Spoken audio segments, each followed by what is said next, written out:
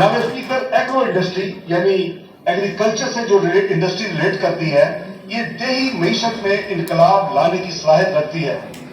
Budget میں agro industry کو وزیر اعظم کی ڈائریکشن پہ کنسیشنل لونز کے لیے ایک اسکیم متعارف کی جا رہی ہے، اور اس کے لیے جو فرق ہوگا انٹرسٹ، اس کے لیے 5 ارب روپے کی ایلوکیشن اس بجٹ میں رکھی گئی ہے۔ جناب اسپیکر، زرعی اجناس کی اصل ویلیو ایڈیشن ان کی پروسیسنگ میں ہے۔ اس پہ اجناس بالخصوص پھل اور سبزیوں کے ضائع ہونے کا احتمال بھی کم کیا جا سکتا ہے۔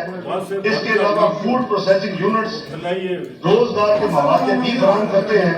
اس تناظر میں یہ فیصلہ کیا گیا ہے کہ دیہی علاقوں میں لگائے جانے والے تمام ایگرو بیسڈ یونٹس جو انڈسٹریل یونٹس ہوں گے، جن کا سالانہ ٹرن اوور پہلے بہت تھوڑا تھا، وہ پہلے 25 کروڑ تھا، 80 کروڑ روپے تک ہوگا، ان کے تمام ٹیکسز 5 سال کے لیے ایگزمپٹ ہوں گے۔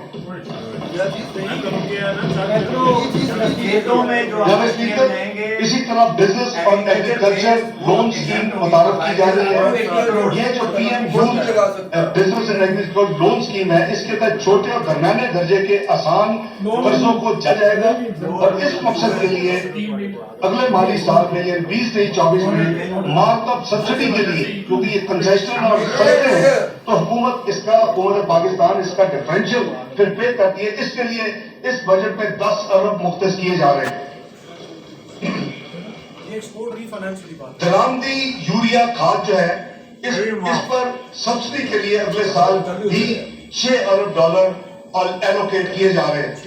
جناب اسپیکر، پیداواری صلاحیت میں اضافے کے لیے چھوٹے کسانوں کو کم مارک اپ پر یعنی کم منافع پر